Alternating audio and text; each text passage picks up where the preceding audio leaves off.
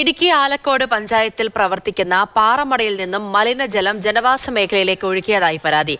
തലനാട് പ്രവർത്തിക്കുന്ന saint Martin എന്ന പാറമടയിലാണ് പാറമണൽ കഴുകിയ വെള്ളം ജലസ്രോതസ്സുകളിലേക്ക് ഒഴുകിയത്. കഴിഞ്ഞ 2 വർഷത്തോളമായി ആലക്കോട് പഞ്ചായത്തിലെ തലനാട് പ്രവർത്തിക്കുന്ന പാറമടയ്ക്കെതിരെ പ്രദേശവാസികൾ പരാതി ഉന്നയിക്കുന്നു. എന്നാൽ യാതൊരു നടപടിയും പഞ്ചായത്തോ മലിനീകരണ നിയന്ത്രണ ബോർഡോ എടുത്തിട്ടില്ല. കഴിഞ്ഞ ദിവസവും രാത്രിയുടെ മറവിൽ ജനവാസ മേഖലയിലൂടെ കുടിവെള്ള സ്രോതസ്സുകളിലേക്ക് പാറമടയിൽ നിന്നും മലിനജലം ഒഴുക്കി.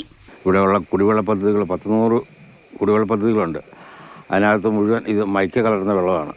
ഒത്തിരി ദോഷം ചെയ്യുന്നതാണ് നമ്മുടെ നാട്ടുകാർക്കും എല്ലാവർക്കും. അതുകൊണ്ട് പലർക്കും പല രോഗങ്ങൾ ഉണ്ടാകുന്നു, ശ്വാസകോശമായിട്ടും ഇതൊക്കെ ആയിട്ട്. തോടുകളിലേക്ക് ഒഴുക്കിവിടുന്ന മലിനജലം സമീപത്തെ പാടശേഖരത്തിലും പിന്നീട് അവിടെ നിന്നും ഒഴുകി തൊടുപുഴയാറിലുമാണ് എത്തുന്നത്.